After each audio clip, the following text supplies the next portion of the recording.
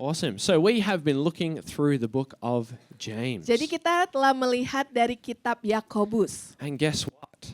Dan tebak apa? We finally made it to chapter 2. Pada akhirnya kita ke pasal 2. And so as we've been talking about and looking at, James is somewhat of an instruction manual in how to live a life as a follower of Jesus. Ketika kita melihat kitab Yakobus ini merupakan instruksi bagaimana kita bisa mengikuti Yesus dalam kehidupan kita. That James addresses so many different ways that we can be not living in the way of Jesus. Di mana Yakobus membukakan bagaimana seharusnya kita hidup, apa yang tidak perlu kita lakukan untuk hidup di dalam Yesus. And then he points us back to our source, Dan kita melihat kembali kepada sumber kita. to what Jesus has done for us, Apa yang sudah Yesus lakukan di dalam kehidupan and to our kita. need for him. Dan apa yang kita perlukan di dalam Dia. So we're going to read from James 2 and start in verse 1 this morning. Kita akan baca dari pasal 2 ayat 1.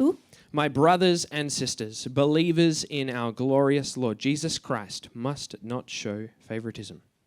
Saudara-saudaraku, sebagai orang yang beriman kepada Yesus Kristus, Tuhan kita yang mulia, janganlah iman itu kamu amalkan dengan memandang muka. Again, James, the half-brother of Jesus, refers to his brother as the glorious Lord. Yakobus yang merupakan setengah saudara daripada Yesus mengatakan Yesus sebagai Tuhan yang mulia. The glorious Lord. Tuhan yang mulia. What a thing to say about your brother, right? Jadi apa yang kita katakan kepada saudara kita bukan? That Jesus is our glorious Lord. Yesus adalah Tuhan kita yang mulia. And so this morning as we come to the word, let's pray and ask God to speak to us. Pagi hari ini ketika kita datang kepada firman Tuhan, mari kita berdoa bersama-sama. Lord, we thank you for your word. Tuhan, terima kasih atas firman-Mu. We thank you that we get to read it, that we get to hear your wisdom. Terima kasih Tuhan karena kami bisa membacanya dan mengerti hikmat yang daripada-Mu. And Lord, we are so grateful for that. Terima kasih Tuhan, kami sangat bersyukur atas itu. And Lord, this morning as we hear your word, we ask that you would speak to each one of us. Pagi hari ini Tuhan, ketika kami mendengar firman-Mu Tuhan, biarlah Engkau yang berbicara kepada setiap That kami. you would bring revelation Yang memberikan pewahyuan Tuhan. and that your truth would come alive in us Dan this morning. kebenaran-Mu akan hidup di dalam hidup In kami. Jesus' name. Di dalam nama Tuhan Yesus. Amin. Beautiful. So James's command says, as followers of Jesus, we cannot show favoritism. Di mana amanat dari Yakobus adalah sebagai orang yang beriman kita tidak bisa memandang muka. Sounds like a bit of an odd command, right? Amanat yang mungkin agak aneh, bukan?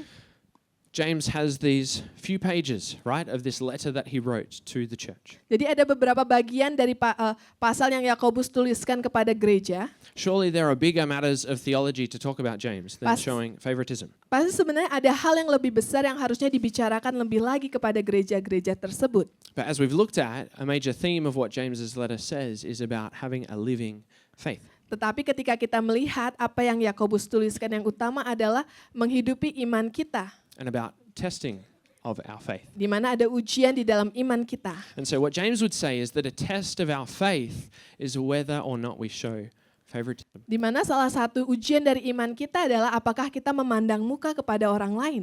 That if we love someone or are good to someone because of what we can get from them, is that really genuine faith? Kalau kita mengasihi orang lain karena kita mau menerima sesuatu dari mereka atau ada hal yang kita lakukan, apakah itu benar-benar iman yang sejati? And so James would say that the way that we treat people is a test of our faith. Jadi bagaimana kita memperlakukan orang lain itu juga merupakan ujian dari iman kita. When we're given the opportunity to bless someone, to show love to someone, how do we react in that moment? Ketika kita diberikan kesempatan untuk memberkati orang lain atau mengasihi orang lain, bagaimana respon kita, bagaimana reaksi kita kepada orang tersebut? Especially when it's a person that can't give us anything in return. Di mana mungkin orang tersebut tidak bisa memberikan kembali kepada kita. So on Friday, I was leaving work at 3 p.m., right out the door at 3 p.m., as you do on a Friday. Jadi di hari Jumat saya pulang sekolah tepat waktu jam 3 sore seperti apa yang kita lakukan. And so I'm walking out of the school and on the soccer field I see a soccer ball that's been left out. Jadi ketika saya berjalan keluar saya lihat ada bola di lapangan sepak bola tersebut. And so usually it's the sport teacher's job to go and pick up all the footballs. Right? Biasanya itu adalah tugas dari guru olahraga yang mengambil semua peralatan olahraga untuk dikembalikan ke tempatnya. But as I saw that ball on the floor, I had a thought, and I know it was from Holy Spirit. And he said, Go pick up that ball and put it away. Ketika saya melihat bola tersebut, saya tahu itu dari Roh Kudus mengingatkan saya, ambil bolanya, taruh di tempatnya, bantulah. And as we always do, right? Oh, God, I just want to go home. I'm tired.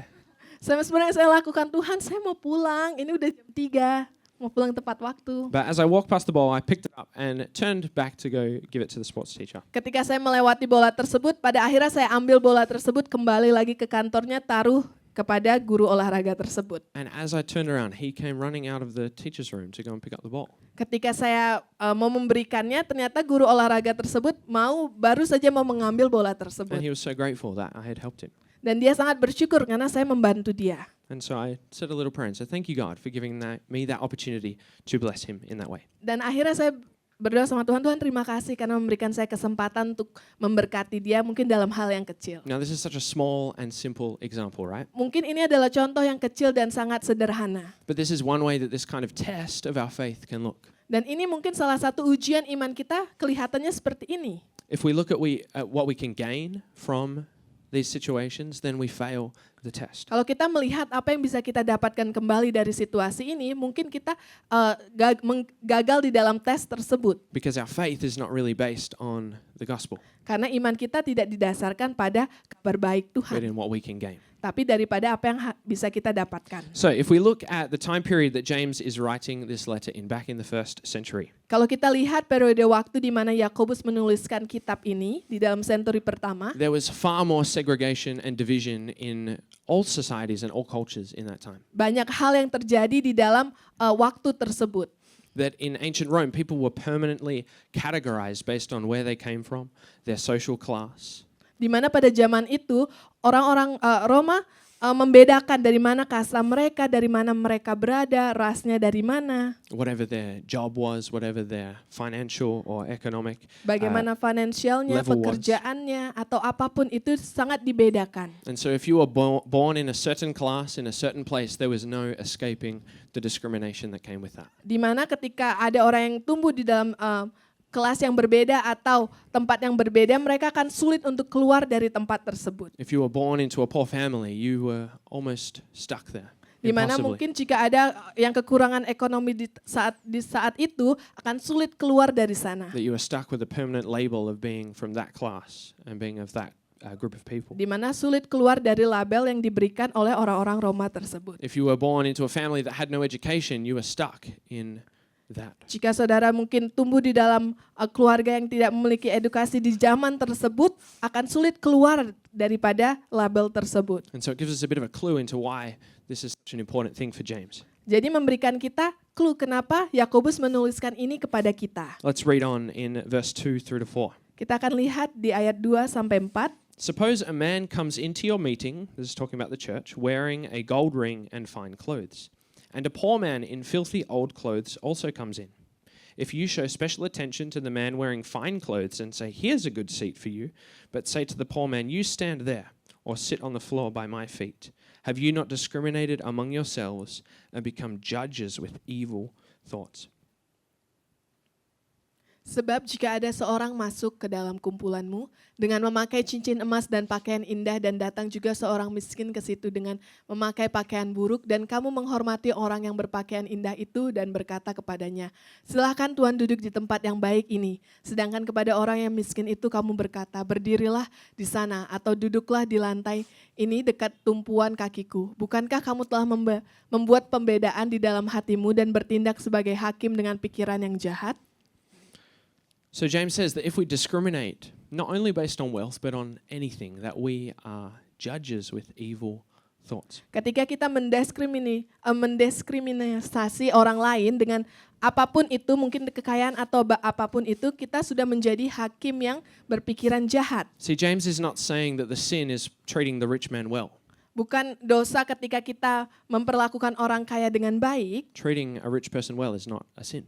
Ketika kita melakukan orang kaya dengan baik, itu bukan dosa. The sin is treating the poor man badly. Dosa adalah ketika kita memperlakukan orang yang kekurangan, orang yang miskin dengan sangat buruk. What James is pointing out is the poor treatment of the man that came in not looking great. Di mana Yakobus melihat orang tersebut.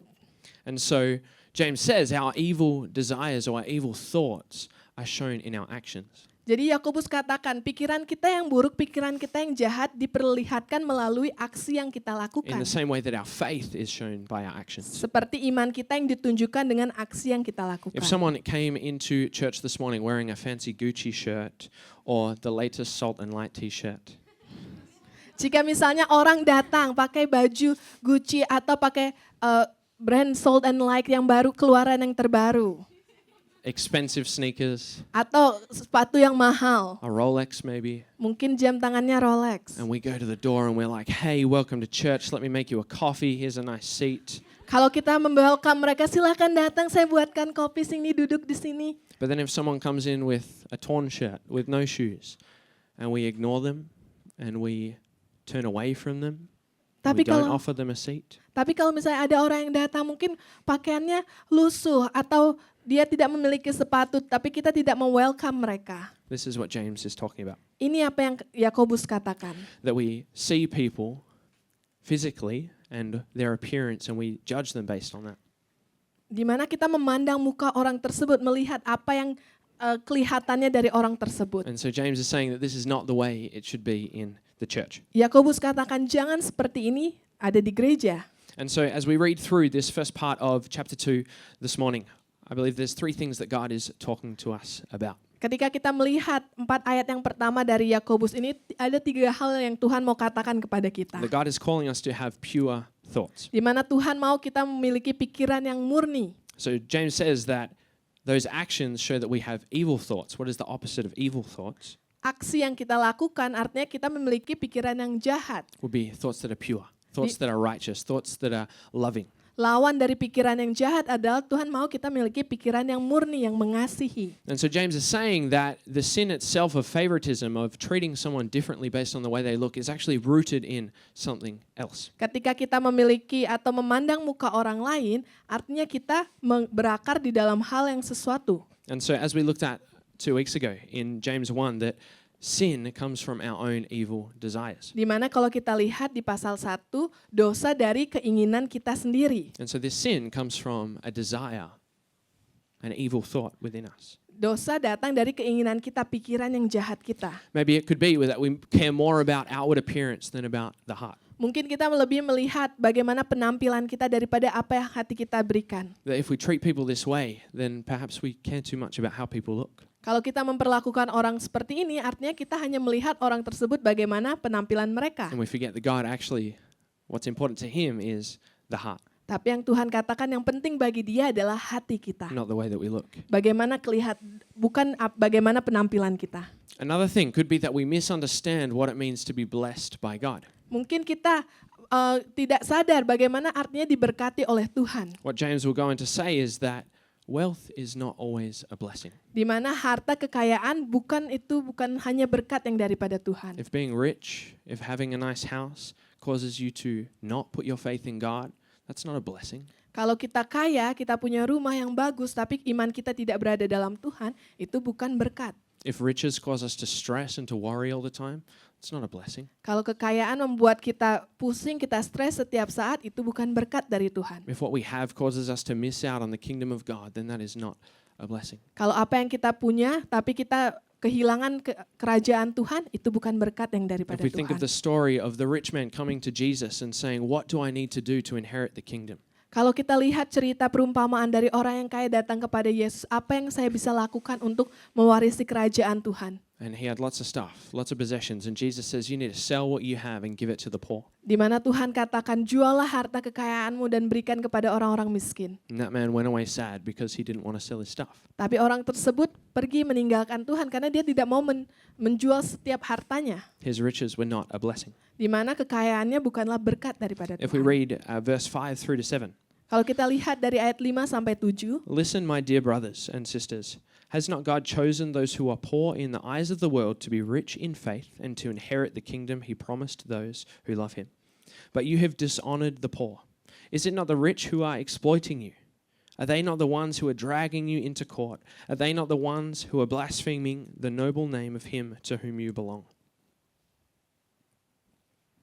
Dengarkanlah hai saudara-saudara yang kukasihi, bukankah Allah memilih orang-orang yang dianggap miskin oleh dunia untuk menjadi kaya di dalam iman dan menjadi ahli waris kerajaan yang telah dijanjikannya kepada barang siapa yang mengasihi Dia. Tetapi kamu telah menghina orang-orang miskin, bukankah justru orang-orang kaya yang menindas kamu dan yang menyeret kamu ke pengadilan? Bukankah mereka yang menghujat nama yang mulia, yang olehnya kamu menjadi milik Allah? So James is not saying that all rich people are bad and all poor people will go to heaven. Di mana Yakobus nggak katakan orang kaya buruk dan orang miskin akan pergi ke surga. But what James is saying is that because riches are an obstacle to putting our faith in God, that we are blessed if we don't have that as an option. Di mana ketika orang kaya memberikan hartanya sebagai penghambat untuk mendapatkan kerajaan Allah, maka kita sulit untuk diberkati. That those that are poor, those that do not have so much are blessed because it's easier for them to put their faith in God. Karena ketika orang kita kekurangan atau kita tidak memiliki banyak hal, maka lebih mudah untuk kita menaruh iman kita di dalam Tuhan. It doesn't mean they definitely will. Doesn't mean we all will. All poor people will put their faith in God, but it is one less thing in the way of it. Tapi salah satu yang membuat kita untuk lebih mudah datang kepada Tuhan ketika kita tidak memiliki banyak hal dari dunia ini.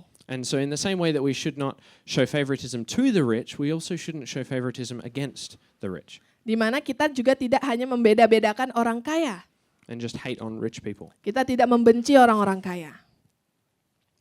James is not saying that all poor people will receive the kingdom. Di mana Yakobus juga tidak katakan setiap orang yang kekurangan akan semua masuk ke kerajaan No, Tuhan. it's still a personal decision that they need to make. Ini adalah keputusan personal yang perlu kita lakukan. Another evil thought that can be revealed Pikiran jahat yang bisa kita dibukakan is that we're trying to get something from people. ketika kita mencoba mendapatkan sesuatu dari orang lain. That the selfishness in us, we see a rich person, we be kind to them because we want to get something. Keegoisan yang diri kita punya adalah kita mau mendapatkan sesuatu dari orang lain. And so we treat people based on what we can gain ourselves. Jadi kita memperlakukan orang lain berdasarkan apa yang bisa kita terima dari mereka. As we said before, the problem is not that we are too nice to the rich man, but we are not nice to the poor man. Di mana mungkin yang salah bukan kita tidak baik kepada orang yang kaya, tetapi kita tidak baik kepada orang yang kekurangan. And so James is saying we should not be like this. Jadi kita tidak boleh seperti ini. We should not have these evil thoughts and let them impact our actions. Kita tidak boleh memiliki pikiran yang jahat yang mempengaruhi aksi kita. That we need to let go of these impure thoughts and ask Holy Spirit to help us. Kita menanggalkan pikiran jahat itu dan meminta Roh Kudus untuk membantu kita. Because God does not show discrimination, so we also cannot. Kalau Tuhan tidak mendiskriminasi kita, kita juga tidak boleh mendiskriminasi orang lain. And we're called to be people with pure thoughts. Di mana kita dipanggil untuk menjadi orang-orang yang memiliki pikiran yang kudus, yang murni. Not judging people based on the way they look, Bukan melihat atau menghakimi orang berdasarkan penampilan mereka, but holding on to the truth that they are loved tapi berdasarkan pada kebenaran Tuhan kalau mereka dikasihi. and that we are called to love them. Kalau in the kita same way that dipanggil Jesus did. untuk mengasihi mereka seperti bagaimana Yesus mengasihi kita. Paul writes in 2 Corinthians that we are to take captive every thought and make it obedient to Christ. Paulus katakan di dalam 2 Korintus, dikatakan kalau kita menawan segala pikiran yang jahat. That when we have evil thoughts, that we are to take them captive Kalau kita memiliki pikiran jahat, kita tawan itu di dalam Tuhan. and make them obedient to Christ. Biar mereka takluk kepada Tuhan. James is saying that it's not only our actions that are evil, but it is our thoughts as well. Bukan aksi kita saja yang jahat, tetapi Yakobus katakan pikiran kita juga bisa.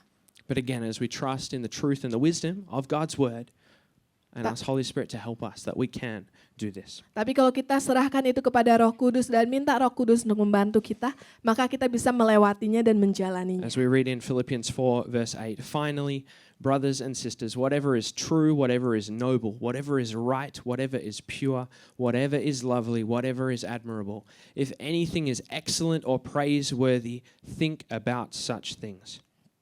Di Filipi 4 ayat 8, jadi akhirnya saudara-saudara, semua yang benar, semua yang mulia, semua yang adil, semua yang suci, semua yang manis, semua yang sedap didengar, semua yang disebut kebajikan dan patut dipuji, pikirkanlah semuanya itu. Evil thoughts do not fit into any of those categories. Pikiran jahat tidak termasuk dalam kategori ini. And so therefore we're called to get rid of those thoughts, Maka kita dipanggil untuk menanggalkan hal tersebut, to not follow through on them, untuk tidak mengikutinya, but to think on things that are pure, that are true, that are lovely. tapi memikirkan apa yang baik, apa yang murni. We see it everywhere around us. Kita melihat banyak di sekitar kita. people treating others based on what they can gain. Mungkin kita bisa melihat bagaimana orang memperlakukan orang lain berdasarkan apa yang bisa mereka terima.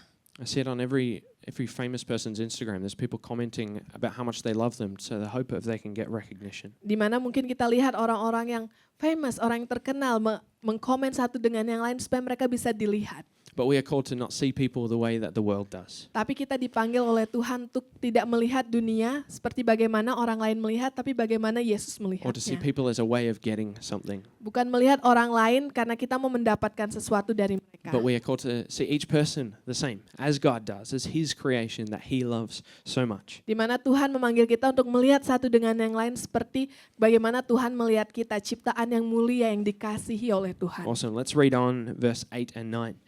If you really keep the royal law found in Scripture, love your neighbor as yourself, you are doing right. But if you show favoritism, you sin and are convicted by the law as lawbreakers. Ayat 8-9, akan tetapi jikalau kamu menjalankan hukum utama yang tertulis dalam kitab suci, kasihlah sesamamu manusia seperti dirimu sendiri, kamu berbuat baik. Tetapi jikalau kamu memandang muka, kamu berbuat dosa dan oleh hukum itu menjadi nyata bahwa kamu melakukan pelanggaran.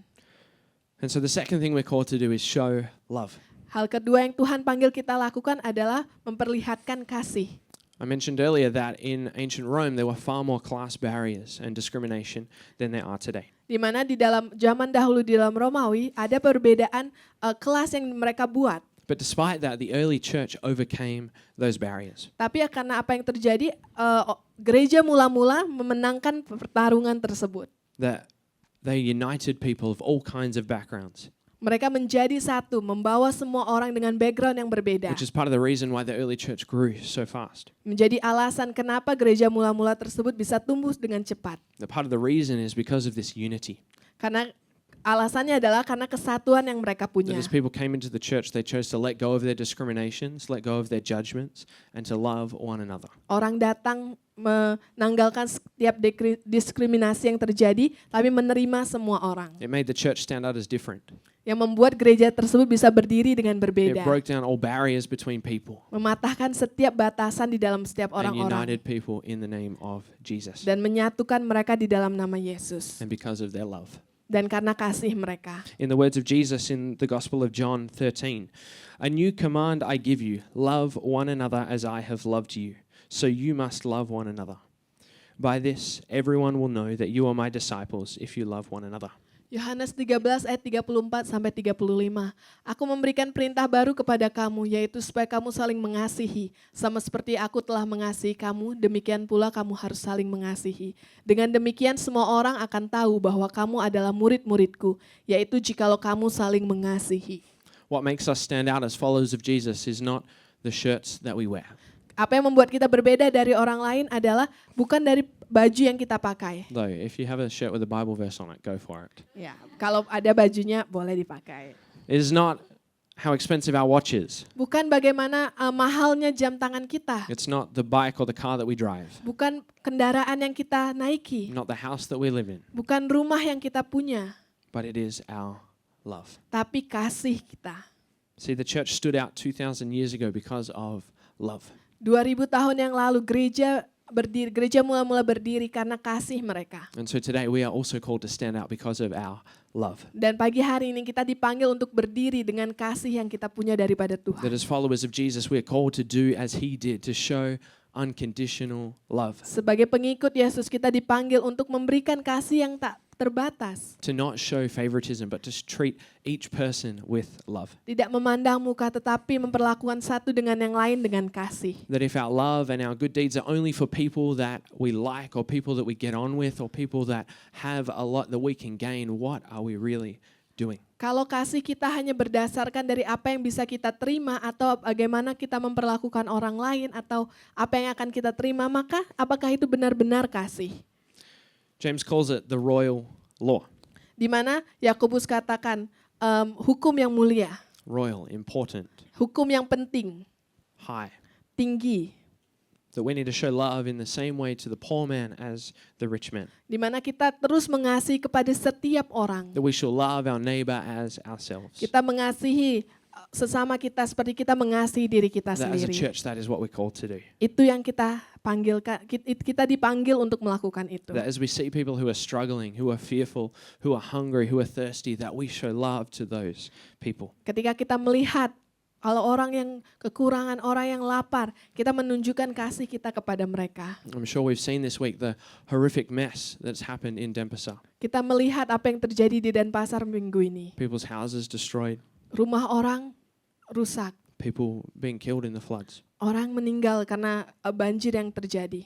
What is God calling us to do in this time? Tuhan panggil kita untuk melakukan apa? How is He calling us to show love to these people in desperate need? Bagaimana Tuhan memanggil kita untuk memberikan kasih-Nya kepada orang-orang ini? I feel so challenged by this, that I've been seeing all this stuff on social media and it's not moved me straight to action. Di mana saya merasa tertantang karena ketika saya melihat apa yang terjadi di sosial media, saya tidak langsung beraksi. That I need more love and more compassion for people. I need to do this. Di mana saya perlu memiliki kasih Tuhan lebih lagi di dalam kehidupan saya. And so right now, let's take a moment to pray and Ja- to ask God, what is He calling us to do in this time? Jadi mari kita ambil waktu untuk berdoa. Tuhan panggil kita untuk melakukan apa di waktu ini? Maybe it's in Denpasar, maybe it's in your family, maybe it's in your community, whatever that looks like. Let's ask God this morning. Dimanapun area tersebut, apa yang Tuhan panggil kita untuk lakukan? And so, Lord, we come before you this morning.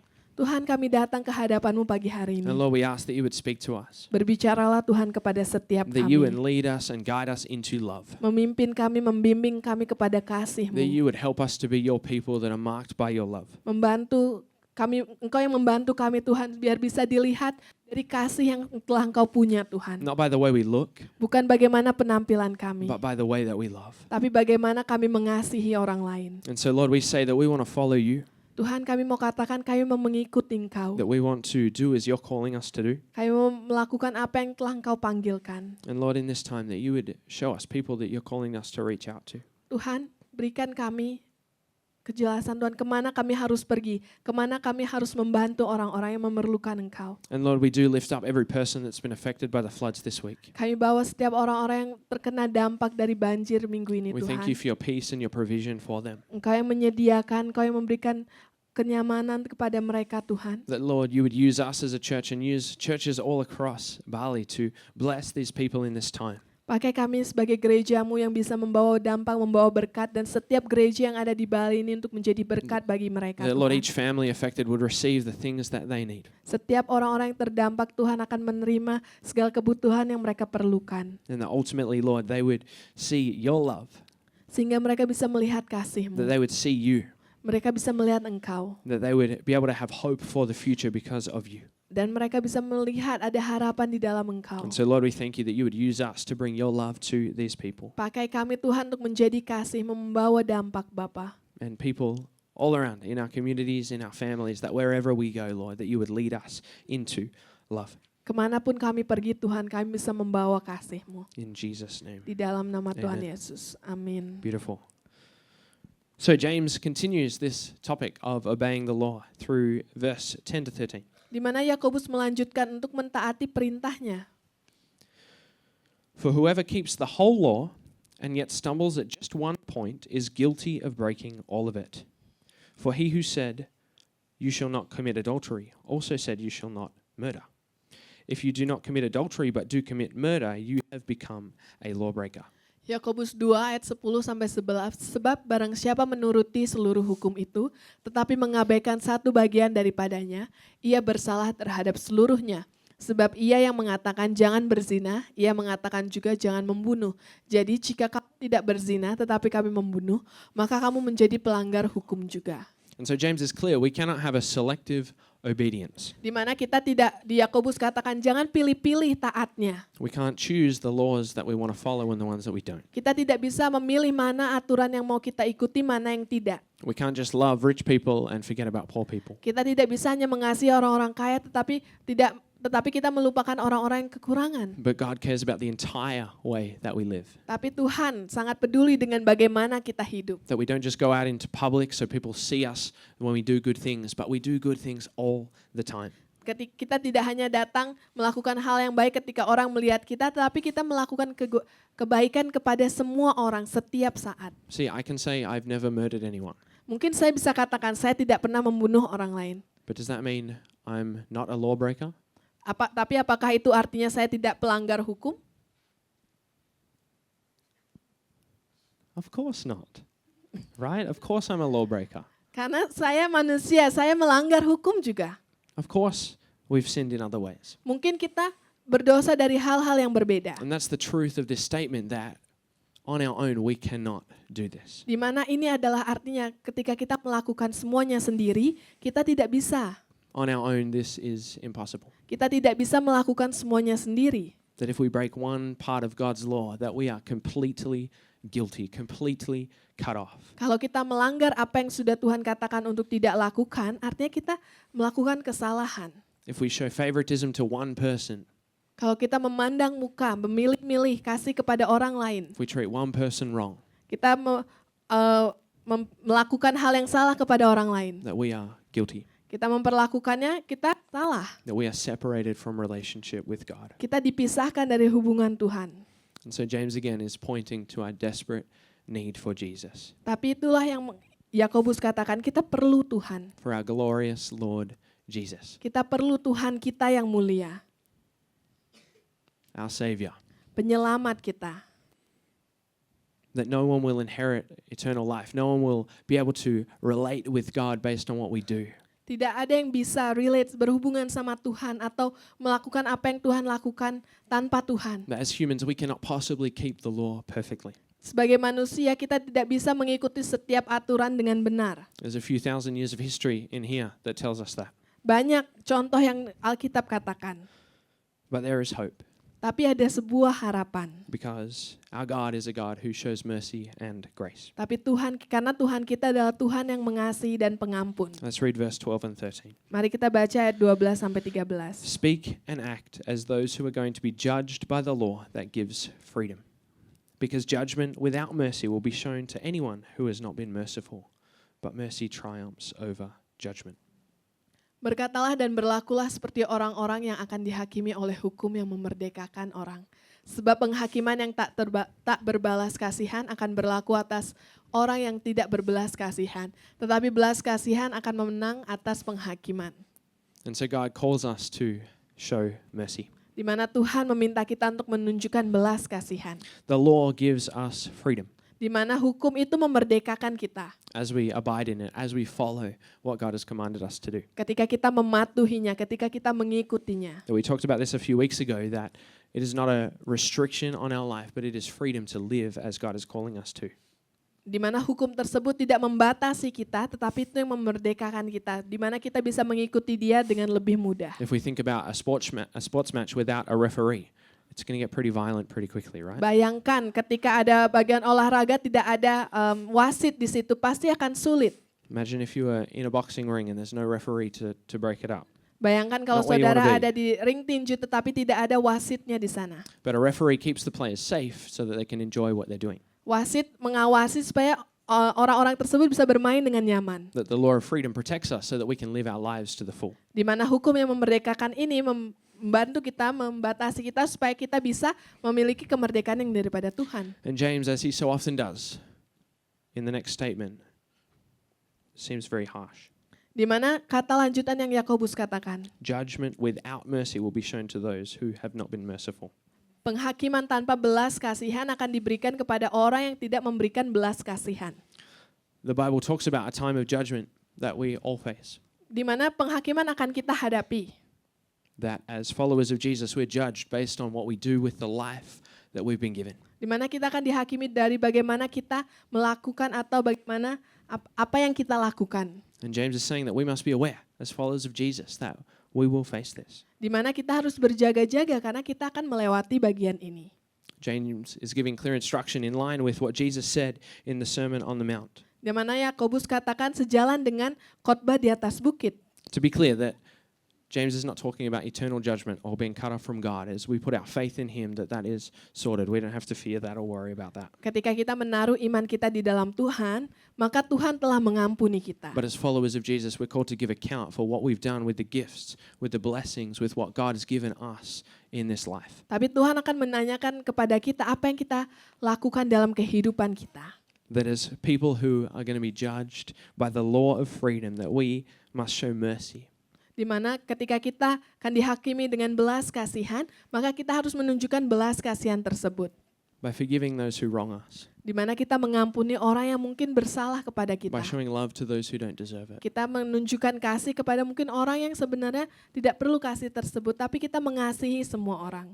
By treating people with love that have hurt us. Tapi kita memperlakukan orang lain dengan kasih walaupun mereka tidak memperlakukan kita dengan baik. Because ultimately we all need mercy to triumph over judgment. Karena kita semua memerlukan pengampunan tersebut, kita memerlukan belas kasihan tersebut. But ultimately, as we said, we've all fallen short of this. Tapi karena kita manusia, kita pasti melakukan kesalahan. And so this morning, let's come before God Jadi pagi hari ini mari kita datang kepada Tuhan. and ask him to receive us with mercy. Di mana kita diberikan belas kasihan tersebut dari Tuhan.